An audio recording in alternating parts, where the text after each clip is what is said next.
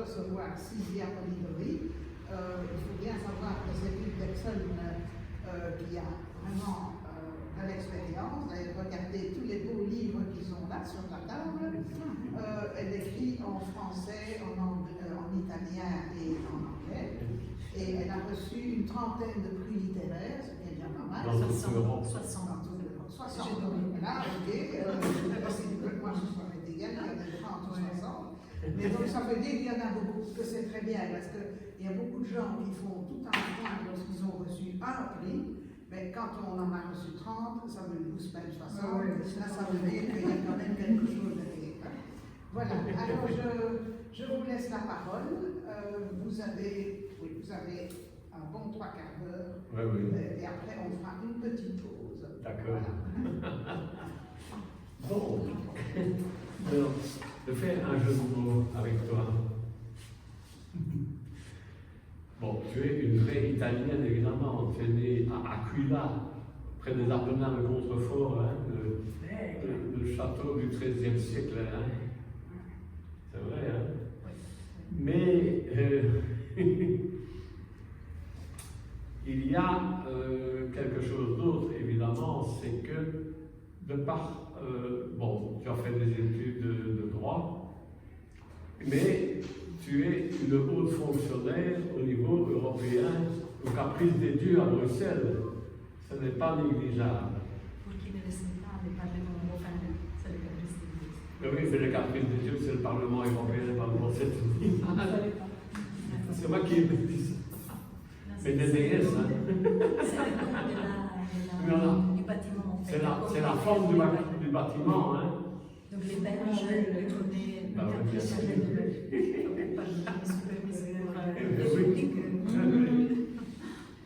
Mais elle est surtout quelqu'un de génial du point de vue de la littérature. Et je vais dire quelque chose. Rainer Maria Rilke, que tout le monde connaît, c'est mon professeur. Oui. Il avait écrit son premier poème à l'âge de 8 ans parce que c'était à l'anniversaire de ses parents. Et toi aussi. Non? Pas pour l'anniversaire de mes parents. Mais non, mais voilà. Donc ça dit tout, hein? Non? Oui, j'écrivais régulièrement la nuit, pendant la nuit. À 8 ans? Oui. À 8 ans? Même 7, parce que dès que j'ai commencé à écrire, pour moi c'était une façon, c'est comme, moi je pense que ça peut être considéré normal dans le sens que, pas d'écrire peut-être, mais les enfants à 5, 6, 7 ans commencent à dessiner. Pour moi, que je suis niée au dessin, à part ces livres que j'ai aussi dessinés, pour moi c'était spontané d'écrire. Et donc je me réveillais la nuit et j'avais un bouquin dans mon... Ça, je ne vais pas dire le détail, mais j'avais un bouquin à côté du lit. C'est vrai? Ouais. Et donc pour moi c'était une façon de libérer mon âme. Voilà. Donc ça c'était vraiment... Oui, parce que quand on est petit, on commence à être encadré par la famille, par l'école, par la société, partout. On est enfant et on voit les enfants, ils sont libres et petit à petit ils commencent à s'enfermer. Et pour moi, c'était une façon de rester libre. C'était exactement ça. Et donc, je me réveillais la nuit et j'avais vraiment besoin d'écrire et j'écrivais. Et ces bouquins que je pensais a été perdu. Peut-être on va les retrouver. Et donc, mes parents ne savaient pas ça non plus. Mais voilà, à un certain moment après, oui. Donc, après, ça a été oublié parce que. Voilà. Enfin, tu n'as pas fait des études universitaires littéraires à proprement parler? Non, parce que justement, j'ai un peu oublié ces côtés de ma créativité, je l'ai un peu, voilà, je suis restée un peu, voilà, encadrée dans tout le reste, et donc, ouais. J'ai toujours aimé l'art et tout ça, mais je me suis un peu éloignée avec l'âge après. Mais Rilke dit au début de Carnet de Marbre de Maurice Smith, il dit comment se fait le déclic de l'écriture. Bon, je ne vais pas citer tout parce que c'est 2 pages absolument fabuleuses. il dit qu'il faut avoir beaucoup vécu et que ce soit entré au plus profond de soi. Mais une page qui est magnifique, hein? Tu la connais, hein? Ouais. Hein? Il écrit en fait que pour être un bon poète, Voilà. il faudrait avoir mangé tout. Toutes les expériences. Toutes les expériences. Parce Oui. qu'en fait, ça correspond en fait à ma façon de faire la Oui, poésie. c'est La bien. poésie est une traduction en émotion de l'expérience en fait. Donc tout ce qu'on peut avoir comme expérience après est traduit dans le mot en émotion. Et on la réexprime en poésie, en expérience. Parce Oui. que pour communiquer, on a besoin de transmettre une expérience. Je ne peux pas vous transmettre mes émotions. Mes émotions, je vous les transmets à travers une autre expérience, Oui, qui est la poésie. oui. Donc cette expérience, Et c'est il ça. dit que dans cette expérience, c'est comme ça que naît l'écriture poétique. Il le dit, hein? Oui. Nommément. Oui, oui, je me retrouve complètement dans ça. Et il y a un poème dans ce livre-là qui décrit comment, c'est quoi pour moi écrire la poésie. Donc je décris en poésie ma façon d'écrire la poésie. Et donc je décris vraiment, on peut la lire éventuellement, comment ça marche exactement avec l'émotion et la sensation. C'est une description en poésie de comment écrire, de comment j'écris la poésie. Voilà. Oui, c'est vrai. Et parfois ça correspond avec d'autres, parce qu'ici je partage avec vous qui était aussi poète. Donc parfois je l'ai partagé, voilà, à la foire du livre de Bruxelles avec un autre poète, un grand poète portugais. Mais pour lui, ce n'était pas exactement la même chose. Par exemple, il a dit que lui, il allait relire son poème plusieurs fois, il corrigeait plusieurs fois. Oui. Moi, absolument, moi c'est l'émotion, le clip, voilà, la poésie, et après quand j'ai relis mes poésies, j'ai dit, c'est moi qui j'ai écrit cette poésie.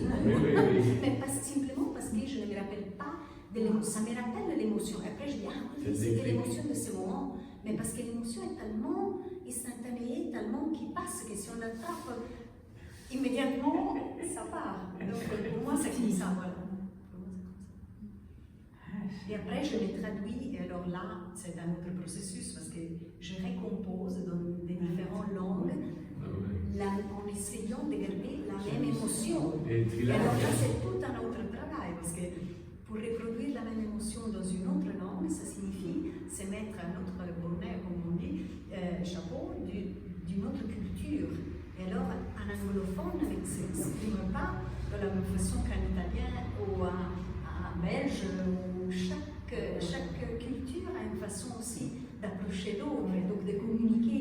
Et donc c'est la même émotion, mais c'est pour ça que moi je me traduis, mais je fais relire à des experts, à des poètes, surtout des poètes, préférablement des poètes ou quand même des gens qui sont dans la littérature, de la langue maternelle. Parce que c'est eux vraiment qui peuvent dire ah oui, l'émotion est arrivée dans moi. Par exemple, j'ai eu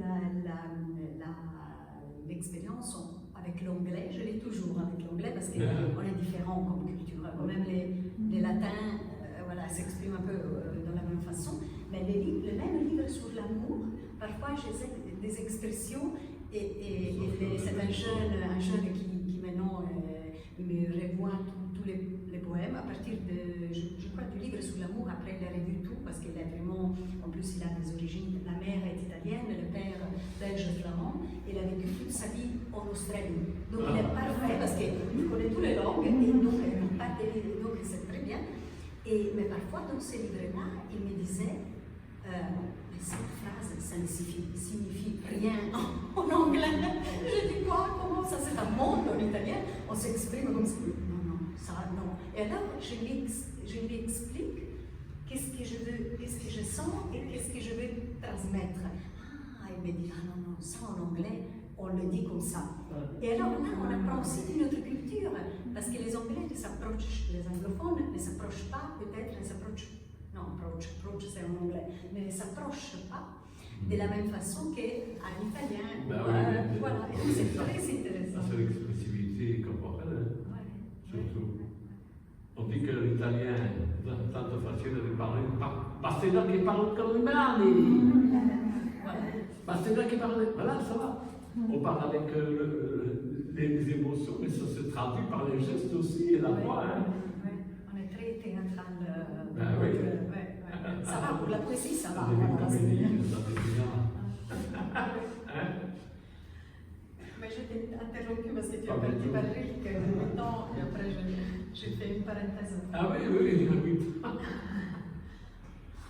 Mais donc, oui, bon. Tu as fait les études de droit. C'est pas spécialement poétique. Non, en effet, c'est ce qu'ils me disent aussi au travail, parce que je fais un travail qui maintenant est beaucoup technique, donc je m'occupe de contrats, des paiements aussi, et donc ils me disent comment tu peux faire les deux choses ensemble. Je pense que c'est, ok, pour moi c'est un équilibre, parce qu'il faut les deux choses, on est rationnel, mais aussi, on est aussi spirituel, donc ça va très bien. Et voilà, c'est ça. Mais je suis aussi, je peux être très rationnelle, je suis avocate, donc voilà, donc je... même un de mes poètes préférés, Pablo Neruda, il était un diplomate, et je me retrouve beaucoup avec sa façon d'écrire, je me dis parfois, peut-être c'est aussi... Je peux citer par cœur. Neruda. C'est un Chilien. Tu sais, je ne sais pas si tu sais, je me suis occupé des réfugiés du Chili, moi. Oui, je sais. Hein?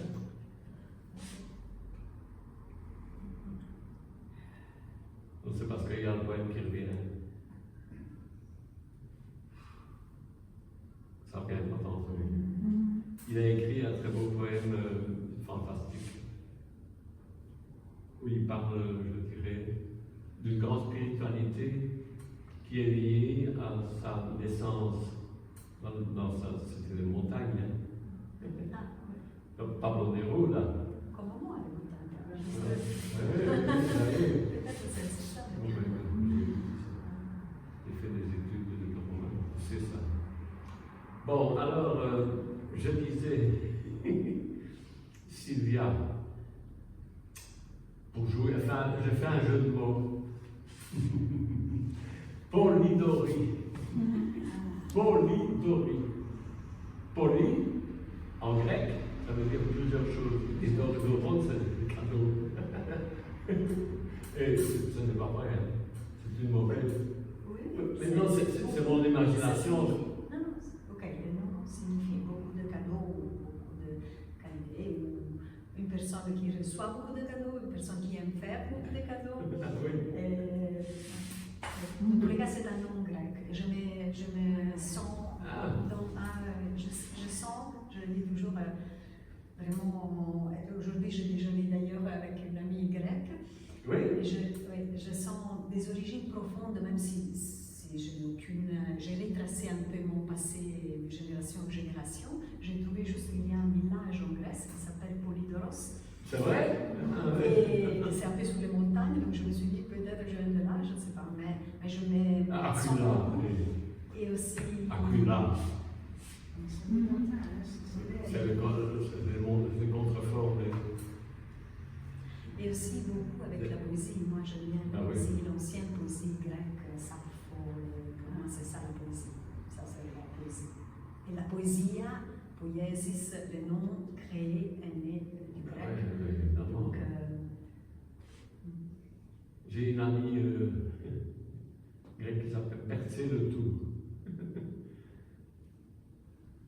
Mais elle c'est une écrivaine aussi. Hein. Et je ne sais pas pourquoi je parle d'elle. Mais tu parlais donc du fait du droit. Oui, le droit, oui, je mélange un peu tout. Mais comment es-tu arrivé ici? Ici à Bruxelles ou ici? Pas ici, je veux dire. À Bruxelles. Oui, non. Ou à la poésie. Oui, mais tu as fait des études. De droit. Oui, mais pas ici. Ah non, pas ici, tout à fait. Non, je suis venue ici à Bruxelles, en Belgique, parce que je voulais travailler pour l'Europe. Et donc, voilà, donc j'avais mon travail en Italie, mais j'ai décidé de... Et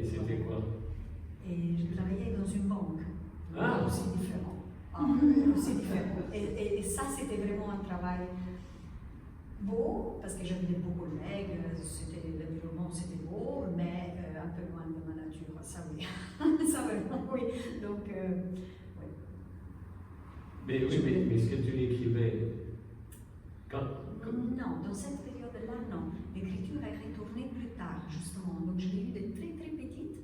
Et après, j'ai toujours écrit. Après, quand je suis venue à Bruxelles, j'ai écrit pour des années des lois, des règlements, parce qu'en étant juriste et dans des différentes institutions et agences européennes qui sont plus petites que les grandes institutions, on a vraiment la chance. Moi, j'étais dans 2 agences, la seule juriste de l'agence. Ça signifie que j'écrivais tout ce qui était légal à partir des règles, à partir de tout. Et donc j'écrivais. Et donc, ça, c'était ma créativité, mais bien sûr, liée à des bases légales, donc ce n'était pas une écriture créative dans le sens artistique. Mais donc j'écris tout ce temps comme ça. Et après, soudain, j'ai commencé à écrire bien avant la pandémie. Et pendant la pandémie, j'ai eu un exploit un peu plus fort. Et après, une amie poétesse italienne, dialectale en plus, elle a insisté pour que je publie. Et moi je dis non, hein? Oui, tu dois publier. Et Franca Mucciante, que je salue, parce qu'elle est sur vidéo, et elle est vraiment une poétesse très sensible, très, très bien. Et donc elle a insisté d'abord que j'ai publié, et après elle a insisté que je participais à des prix. Et là, je dis non. Moi, je fais pour toute ma vie beaucoup je fais encore des concours européens. Donc, pour préparer la partie administrative, tous les documents, je dis non. Ça, pour la poésie, non. Et elle a insisté. Elle m'a dit, s'il te plaît, juste le premier prix, un prix, tu dois le faire. Je fais les premiers. Et alors, dès que j'ai reçu la critique littéraire, parce que j'ai remporté le prix qu'elle m'avait suggéré, je dis, mais c'est ça qui m'intéresse, de recevoir les critiques littéraires. Et savoir. Je sais que d'autres poètes, parce qu'il y a dans les injouries, est un poète, pensent les mains, et de plus que je voyais, en plus il y a une autre poétesse que je mentionnerai, de plus que je voyais que les gens écrivaient, comprenaient exactement ce que je voulais dire, et surtout avec mon premier livre, ce n'est pas, parce que le premier livre est plutôt philosophique et tout, ce n'est pas très, c'est simple l'écriture, mais il y a beaucoup de façons de l'interpréter. Et donc il y a justement donc, la présidente, l'ancienne présidente de la Camerata dei Poeti de Florence, Lia Bronzi, que je salue aussi, et qui est établie à Florence. Et elle m'a écrit des critiques littéraires, parce qu'après j'ai participé à plusieurs prix, et je les remporté toutes. Et le dernier est pour mon dernier livre, La poésie à l'ère de l'intelligence artificielle. Et ici aussi, il y a sa critique littéraire. Et après, je suis allée à Florence pour la connaître, parce que je dis, madame, vous m'ayez de l'intérieur. Et elle m'a répondu, elle m'a dit, mais en fait, elle ne me voit pas très bien. Elle a un certain âge, 91 ans cette année, mais elle est super, elle est encore présidente de concours et tout, mais elle ne voit pas très bien. Donc il y a quelqu'un qui lui lit les poésies et les livres. Et elle m'a dit, mais moi j'ai vite compris, quand il me lisait les poésies, que ce n'était pas vrai, ce n'était pas une poésie humaine, parce qu'ici, dans ce dernier livre, il y a aussi une recherche que j'ai faite en mettant... oui, c'est un essai.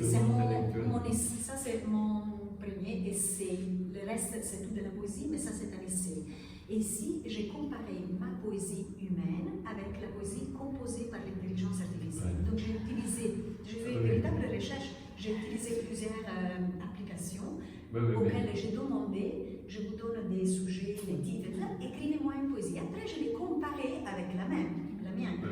Et donc là, on peut voir ce que je pensais, c'est très simple à lire, très, très fluide, mais cette poétesse me disait, moi, j'ai vite compris que ce n'était pas une poésie humaine. Par contre, je vous assure que si vous lisez, pas toutes les poésies composées par l'intelligence artificielle, des applications composent des poésies qui sont très bien faites, avec des rimes et des choses qu'on ne peut pas. Oui, mais il manque la substantifique moi. Mais bon, je le sens. Tout à fait. Voilà, un lecteur, poète ou littéraire voilà, qui ont une sensibilité, ils sont même personnes normales, c'est très difficile parfois. Et donc voilà, et donc je suis contente du dernier essai parce que ça met en valeur la poésie et ça nous rappelle la valeur de la poésie comme un instrument pour l'être humain pour vivre. Parce que quand on écrit la poésie, à part le produit final qu'on produit, la poésie même, qui peut être aussi parfaite, imparfaite, qui le dit à la fin si c'est parfait ou pas? Encore une fois, c'est l'émotion qu'elle donne, donc, et le lecteur dira si c'est belle ou pas. Mais à part ça, c'est l'acte d'écrire, et nous on peut le comprendre parce que vous écrivez. Quand on écrit, c'est là qu'on vit. On vit comme si on renonce à ça, qu'on délègue ça à une machine ou à quoi que ce soit. On renonce à vivre. C'est comme quand, voilà, dans tous les actes d'écriture. Je vais t'interrompre parce que justement, j'ai choisi ce texte-là. Voilà. Cette sorte-ci. Donc, donc tu as écrit un livre en 3 langues. Sur la crête de la vague, sur la cresta dell'onda, on te creste contre le super. Ma femme est anglaise, donc je ne sais pas les autres. Alors, je vais vous lire, donc c'est en 3 langues, je vais vous lire celle qui est en français. Toi, tu liras celle en Italie parce que moi, quand tu l'as dit, moi je fonds. Parce qu'il y a une musique, il y a. Le français, ça n'a pas une musicalité de ta langue. Hein. Alors, évidemment, le titre du poème, c'est Quelle douceur, donc c'est exclamatif, hein. Quelle douceur, l'art d'aimer. Alors je lis, donc c'est un point. Qu'est-ce qu'aimer? Grand trésor pour celui qui donne et celui qui reçoit. Précieux don de savoir, regarder l'autre où il est, et l'admirer, le soutenir, l'aider à grandir là. Aimer, c'est comme goûter un fruit qui a le goût de la vie, parce qu'il est lui-même une expression de la vie. Aucune note ajoutée. Il suffit de la sortie avec de bonnes garnitures, jeu d'existence. Et puis, se plonger dans le goût sans se trahir. Aimer est un art le plus difficile et le plus précieux. Et toi, tu vas le lire en italien parce que c'est 100 fois plus beau. Vous comprendrez, je suis sûre, en plus, maintenant vous avez. Je voudrais lire que ce livre-là, qui est mon premier livre que j'ai publié pendant la pandémie et que cet ami m'a convaincu à publier. Donc tous mes livres sont en 3 langues et dans tous mes livres, à part les derniers essais, il y a photo-poésie. Photo-poésie. Parce que justement, je prends. Tu as raison. En fait, la photo est prise, ce n'est pas une photo que je prends dans un autre moment, non, c'est la photo qui m'a suscité la poésie, l'émotion de la poésie. Alors, ici, tu as pris la photo, c'est très rare. Ici, j'ai tout fait. J'ai fait la gaufre, j'ai fait la crème, j'ai mis les frais, en fait, j'ai fait le plat, j'ai pris la photo, j'ai écrit la poésie et après j'ai mangé. Donc, pour les autres photos, j'ai juste fait la photo, écrit la poésie. C'est superbe. Che dolcezza, l'arte di amare. Che cos'è amare? Grande tesoro per chi dà e per chi riceve. Prezioso dono di sapere, vedere l'altro dove egli è e lì ammirarlo, supportarlo, aiutarlo a crescere. Amare è come assaporare un frutto che sa di vita perché è esso stesso espressione della vita. Nessuna nota aggiunta, soltanto accompagnarlo con gli abbinamenti giusti, giochi dell'esistenza, e poi immergersi nel gusto senza tradirsi. Amare è un'arte, la più difficile e la più preziosa.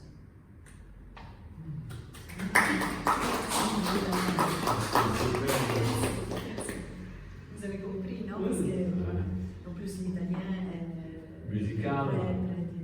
très C'est beau, hein?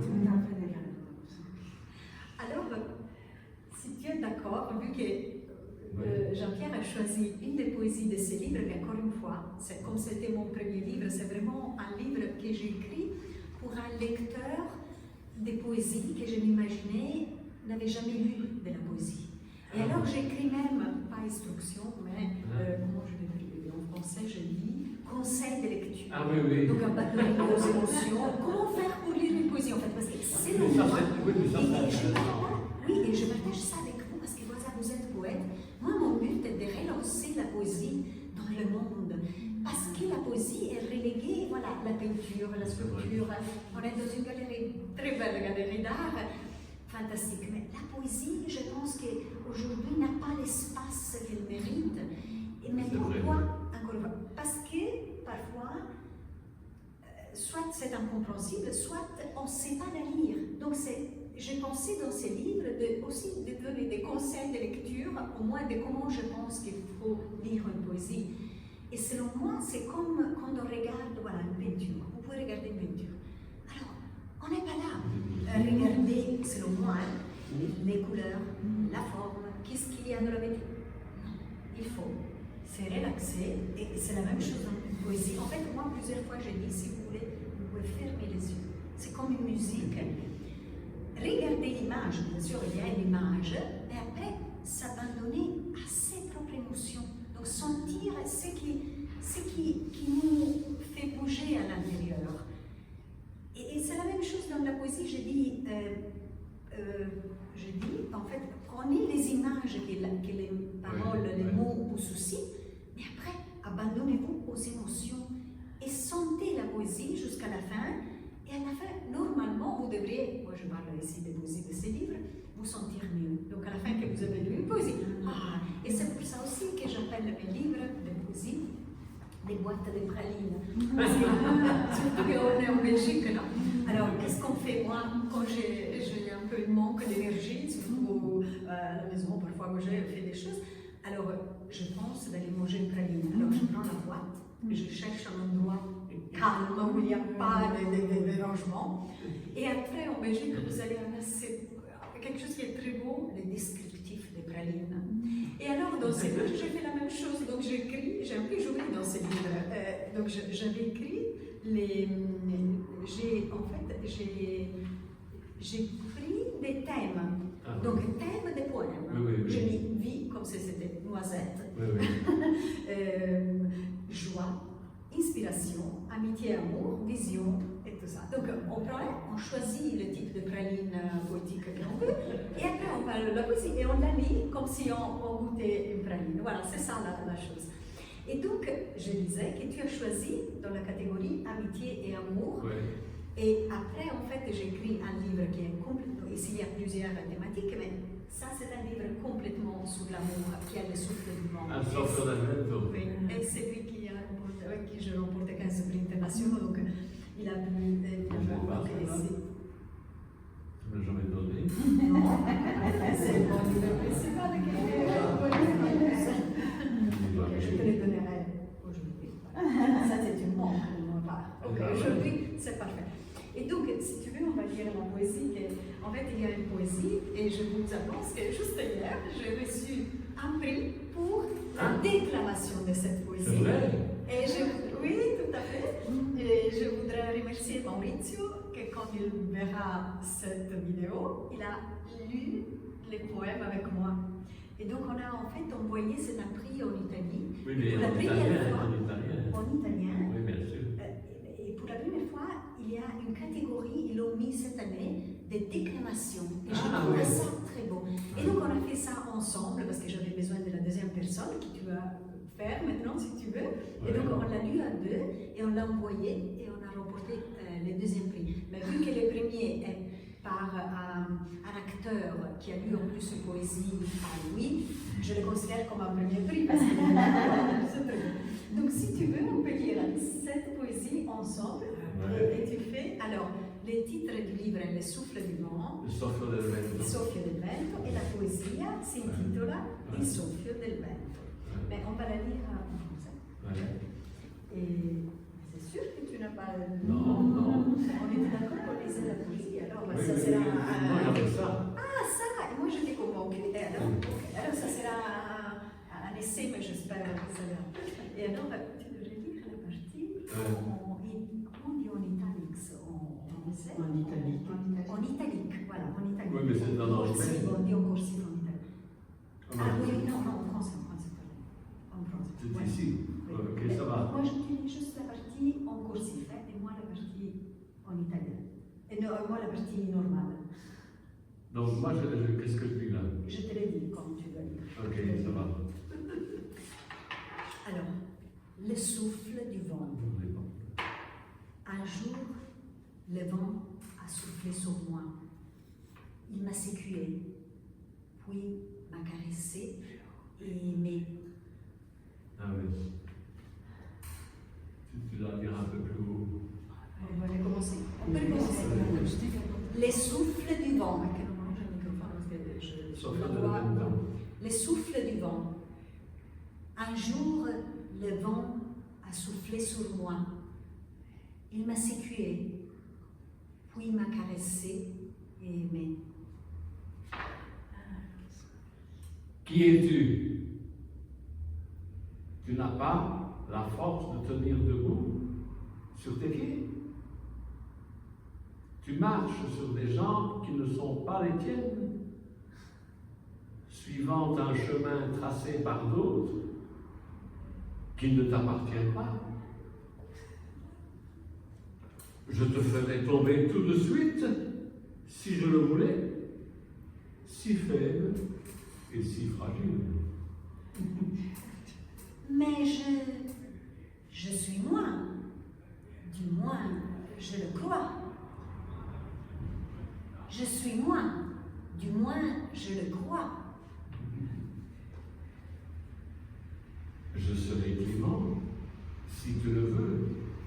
Je t'accompagnerai tout au long du chemin. Je t'indiquerai la route.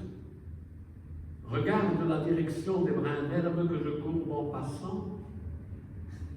Suis-la, et ma force deviendra la tienne.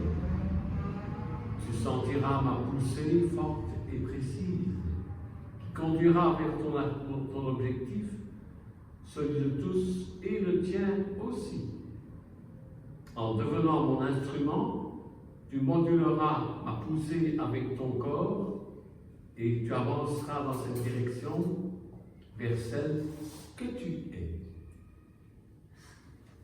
Alors, j'ai essayé. J'ai fait confiance sans jamais douter, sans jamais me retourner, rien qu'un ressentant immergé dans ce souffle du vent. Puis, j'ai marché lentement, la terre humide sur mes pieds nus, même l'herbe étant heureuse quand je la caressais et l'imitais, en suivant le vent. Le vent ne laissait pas de souffler et de m'envelopper par son immensité.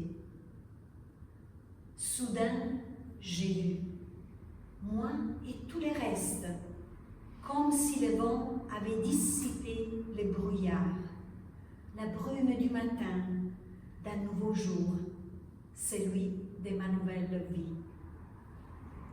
Merci, le vent, tu qui m'as sauvé des précipices que je ne voyais pas, de la douleur et de l'angoisse. Guide-moi encore et je te suivrai, sans hésitation, dans un jour sans fin d'amour intense. Va, Amour, tu es prête maintenant à braver l'inconnu qui surgit et à l'aimer comme une chance de grandir. Je serai toujours là pour t'entourer de lumière et d'amour et partager ce que la vie généreuse nous offre sans fin. Super. Hein? Merci beaucoup, Jean-Pierre. Merci. Merci beaucoup. Voilà. Ça, c'est un peu la poésie, mais j'étais convaincue que, parce qu'on a parlé beaucoup, il m'a dit on va lire la poésie de l'amour, et pour moi, la poésie de l'amour, c'était dans ce livre. Par contre, voilà, c'est une des poésies de cet autre livre. Donc, ça sont toutes des poésies d'amour. Et oui, je te les dédicacerai absolument, je te le donnerai. Et ici aussi, il y a des photos. Là, j'ai dû choisir parce qu'il y a tellement beaucoup de poésies que j'ai dû éliminer beaucoup de photos que j'avais. Mais c'est assez extraordinaire ce livre parce que la dédicace, elle n'est pas faite à une personne. La dédicace est en trois langues, j'allais lire en français, à l'amour qui est majuscule toujours et qui peut aussi exister. Alors, c'est un peu. Voilà. Parce que l'amour est la vie. L'amour, nous, on existe grâce à l'amour. L'amour égale la vie. Oui, mais ça, c'est oui. Ça, c'est ce texte-là que j'aime le plus. Ah, ok. Mais celui-là. Oui, c'est quoi aimer? Oui, tout à fait. Tout à fait. Mais en fait, ici, ce livre qui vient d'être d'ailleurs traduit et publié en arabe. Ah oui. Le poète qui l'a fait, tu ne sais pas, oui, parce que chaque semaine j'ai une nouveauté et je vous dis, ok, il y aura une surprise très bientôt dans une autre langue extra-européenne. Ah oui. Oui, mais pour le moment c'est l'arabe, donc le poète qui l'a fait, Mouldi, lui, c'était l'ancien président de la Fédération des écrivains tunisiennes. Et lui, en fait, m'appelait la goddesse de l'amour. Moi, je suis honorée pour ça et je dis aussi bonjour à Mouldi s'il voit la vidéo. Mais en fait, j'ai décliné l'amour dans 1000 façons, mais l'amour reste l'amour. Ça veut dire que ce n'est pas un livre d'amour entre deux personnes. Oui, c'est aussi l'amour entre deux personnes. Et c'est justement ce que je dis, la dédicace c'est à l'amour, parce que c'est grâce à lui qu'on vit, qu'on existe, mais à l'amour, mais après c'est à notre responsabilité de le faire exister, parce qu'entre être et exister, il y a une grande différence. Donc l'amour est toujours là, mais le monde est plein de guerres, donc on ne le fait pas exister. Voilà, c'est ça que je veux dire, voilà, comme exemple. Et donc la même chose entre les gens, ce n'est pas évident que l'amour existe, mais on peut le vivre et le faire exister. Et ça, c'est le témoignage un peu que ça existe, que ça peut exister. Voilà, si on est responsable, qu'on sait le reconnaître et qu'on peut le faire exister à travers nous, alors c'est la magie, mais c'est la vérité, c'est fantastique. Voilà. Je me souviens d'un poème que j'ai écrit dans mon Passant des étoiles. Tu peux nous le dire, Non, mais bon, je ne l'ai pas pris avec moi, mais c'est exactement ce que tu viens de dire, mais c'est assez mystique. Oui, parce que c'est quelque chose de totalement. Ce n'est pas l'amour.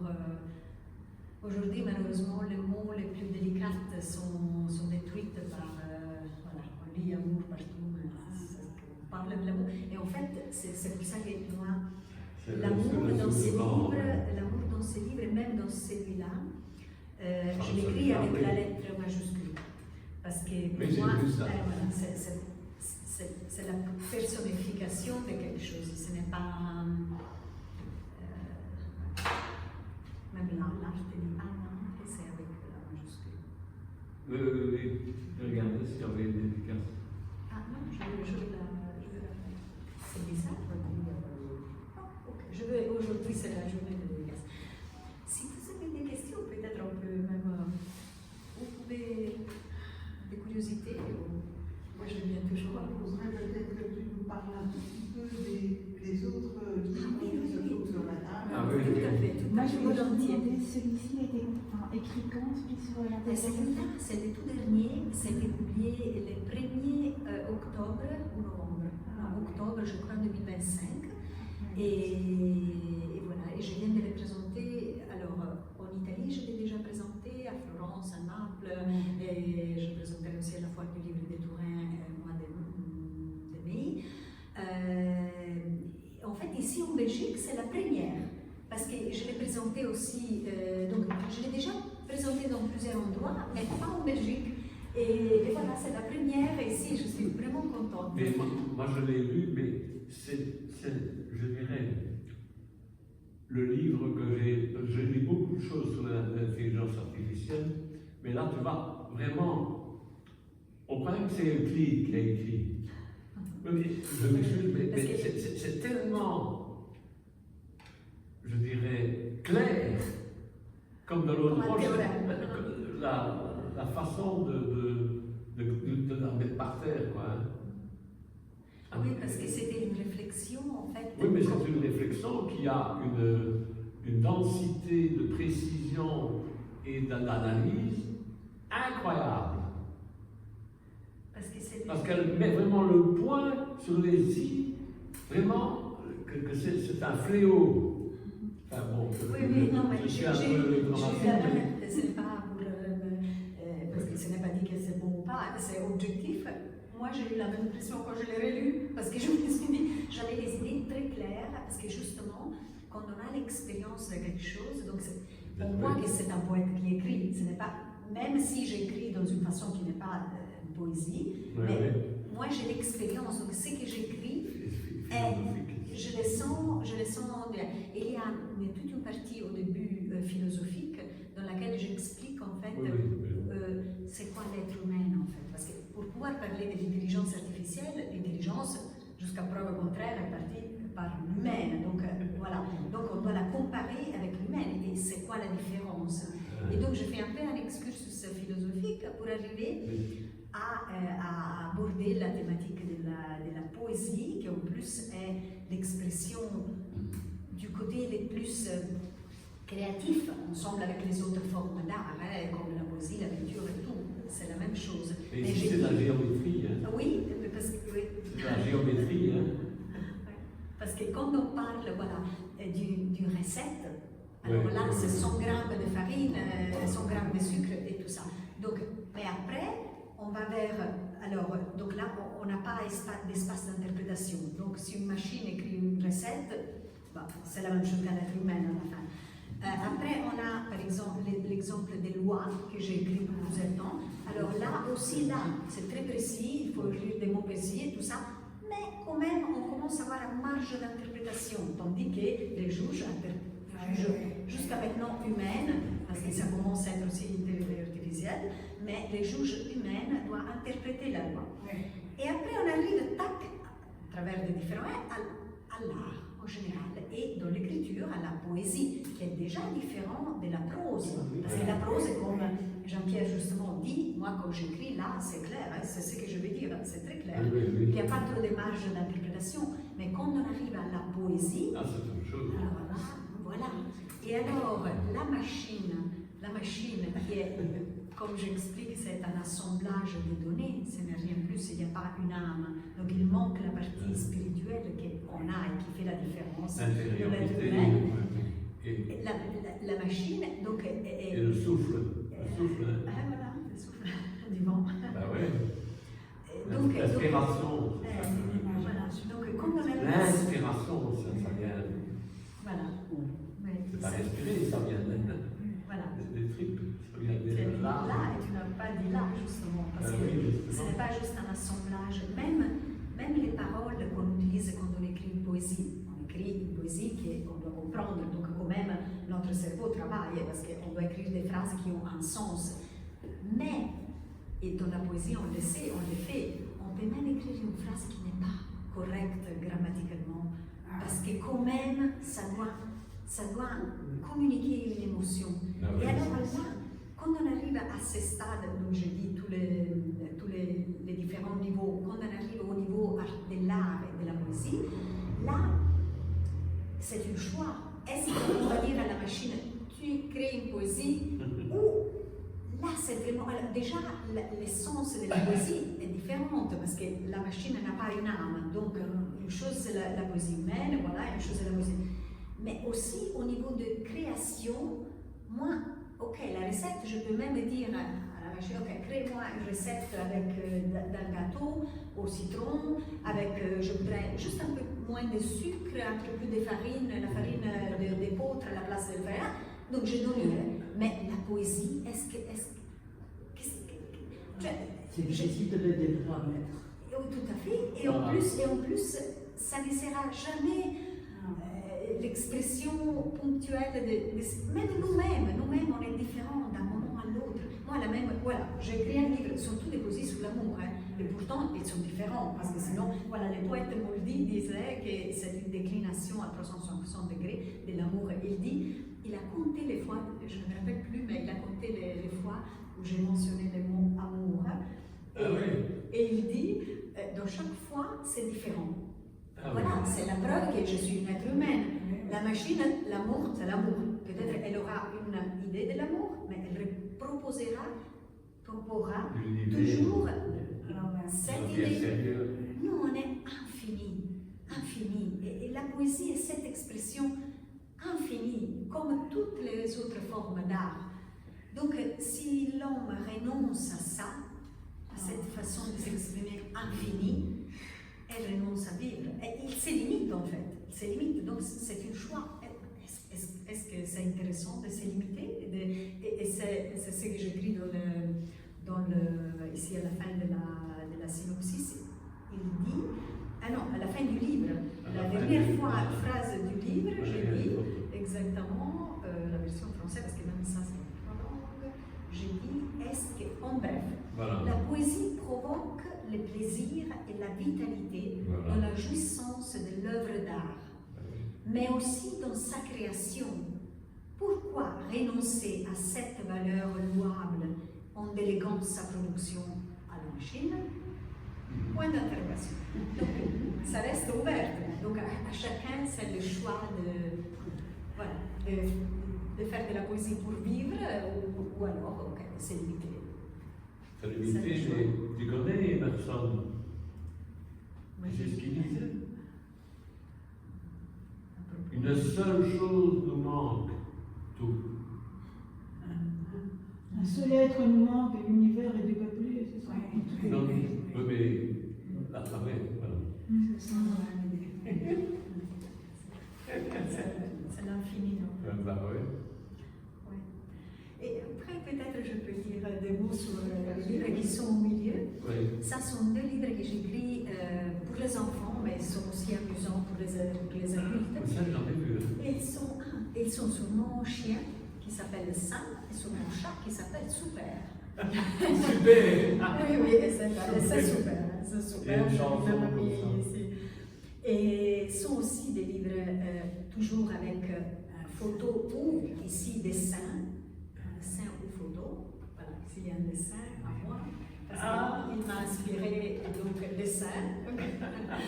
Oui, et photo, voilà, il y a lui quand il était petit. Là, il y a San les chevaux, parce qu'il avait les chevaux. Voilà. Et donc, il m'a inspiré parce qu'il était petit et c'était un chiot qui faisait des conneries chaque moment. Et donc j'ai pensé de raconter ces aventures en écrivant les aventures de San. Et ces livres, parce que ça c'est aussi intéressant à savoir, moi je n'écris pas en italien toujours, j'écris dans la langue de l'inspiration. Ah oui. Et donc, dans ces cas-là, ne me demandez pas pourquoi, j'essayais aussi de trouver une raison. Ces livres-là, je l'écris en français. Et en fait, la meilleure version reste la version française, parce que c'est tout en rime en français, et les rimes ne sont pas toujours en italien et en anglais, parce que moi je ne force jamais, si la rime ne vient pas, la rime c'est un formalisme. Mais donc, c'est écrit en français, à part 2-3 poésies que je l'ai écrit en italien. Ah oui. Et après, je me suis demandé, mais C'est pourquoi? mimi. Et alors, je me suis dit, mais vu que c'est la langue de l'inspiration, je dis, mais San, mon chien, vient de la Wallonie, les Wallons. Alors je dis, tiens, c'est pour ça. Et alors, voilà, et alors peut-être je l'écris en français. Et donc, voilà, ça c'est en français. Par contre, le chat super, même s'il est belge, il est d'origine marocaine en fait. Mais je ne savais pas écrire en arabe. Et donc, parce qu'il venait d'une famille marocaine, aujourd'hui on ne trouve plus de chats parce qu'ils sont tous stérilisés, castrés. Bref, j'ai trouvé ce petit que j'ai appelé Super parce que, alors pour une fois ici, je ne suis pas réussi à faire des dessins parce que juste ça m'avait inspiré, mais donc il y a Super et les moutons, et Super, alors il est super parce que, donc je l'ai pris, il était beaucoup plus petit que le chien. Ah oui. Et il jouait avec les chiens. Ah bon? Donc, oui, oui, ils sont les meilleurs amis. Les meilleurs amis, mais qui commande est toujours super. Super ah oui, toujours. Et alors, il commandait depuis le début, parce qu'il était plus jeune que l'autre, il y avait 3-4 mois de différence. Donc, le chien qui était déjà grand, était grand, et lui petit. Et il lui mordait. Donc, il le mordait partout, et l'autre, il se laissait faire. Et moi, j'avais peur que voilà, ça allait mal terminer, mais à la fin, ils sont devenus amis et le chat commandait depuis le début, donc ils sont venus avoir le courage. Donc, c'est un chat qui ne griffe pas, il mord, s'il doit se défendre, il mord. Il attaque les os, il mange ce que le chien mange, c'est vraiment particulier. Et donc, même pour lui, j'écris des aventures, mais là, alors, je les écris en italien. Et après, je les traduis en français et en anglais. Et je vous conseille, je vous donnerai des marque-pages où il y a mon site internet. Et pour chaque livre, je fais faire, parce que c'est une partie aussi que j'aime, ça fait partie de mon art, à part les photos, les vidéos, comme aujourd'hui j'ai une vidéo qui ira sur mon YouTube, mais il y a tous les bandes annonces des livres. Et alors je vous conseille de voir celle du chien, mais surtout celle du chat, parce qu'il y a les chiens et les chats dans celui-là. Et vous verrez les deux petits et les chats qui mordent les chiens. Il y a vraiment des choses très rigolo avec la musique et c'est en version français, italien, anglais et néerlandais. Celui-là en 4 versions, lu en plus par des enfants parce que j'ai commencé l'expérience de présenter les livres dans les écoles avec San aussi, l'enfant qui lit la poésie à San et San qui l'écoute. Ah, ça c'est vraiment. Et ça c'est aussi pour rapprocher les enfants à la poésie. Et c'est fantastique parce que l'enfant ne se sent pas jugé par l'animal et il prend ça très sérieusement, l'animal aussi, et il écoute vraiment. Et donc c'est fantastique. Et donc j'ai pensé de faire lire aussi les poésies, de faire la bande-annonce et l'audio par les enfants même. Et vous verrez dans la version française du chat, par exemple, c'est une petite fille belge, oui, ou française, mais qui habite en Belgique, qui est née en Belgique. Et donc elle lit, et il y a la musique, ça fait vraiment rire. Moi quand je le vois, c'est vraiment beau. Et vous les trouvez tous sur mon site web. Et voilà, ça sont les livres. Heureusement, parce que là, il y a beaucoup de choses. Oui. Et voilà. Et après ça, j'aime bien faire toujours des combinaisons avec d'autres types d'art, donc poésie, peinture, poésie. J'ai même fait poésie chocolat dans une chocolaterie à Knock. Vous savez la vidéo sur mon YouTube avec le chocolatier belge qui à l'époque, ça fait 3 ans, il était le plus jeune chocolatier belge, Oliver Van Multen, qui a la chocolaterie sur la Lippesland. Si vous allez à Knock, vous pouvez rentrer. Vous dites, je connaissais Apollinaire de la Cresta dell'Onda et il avait fait une crête de la bague au chocolat et on avait mis le livre à côté, c'était la même chose. Et après, on a créé une boîte de pralines avec des crêtes de bague, avec le goût de l'algue, de mer et tout ça. Et on avait mis les livres, donc on a fait une chose. Et on a fait la présentation dans son atelier. Donc il y a, et pour moi, c'est ça la poésie, c'est aussi une ouverture à toutes les émotions et à toutes les formes d'art. Pour moi, c'est la poésie, mais il y a beaucoup de monde qui est plus attiré par la peinture ou qui sait dessiner mieux ou jouer.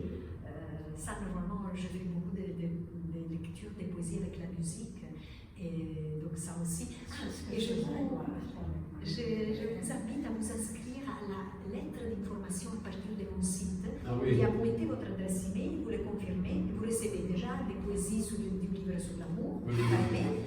Et après, vous recevez toutes les emails. Par exemple, pour cet événement d'aujourd'hui, en fait, j'ai dit à Jean-Pierre de transmettre un email, je ne sais pas si tu l'as fait, Non. mais j'avais fait une lettre d'information avec Oui.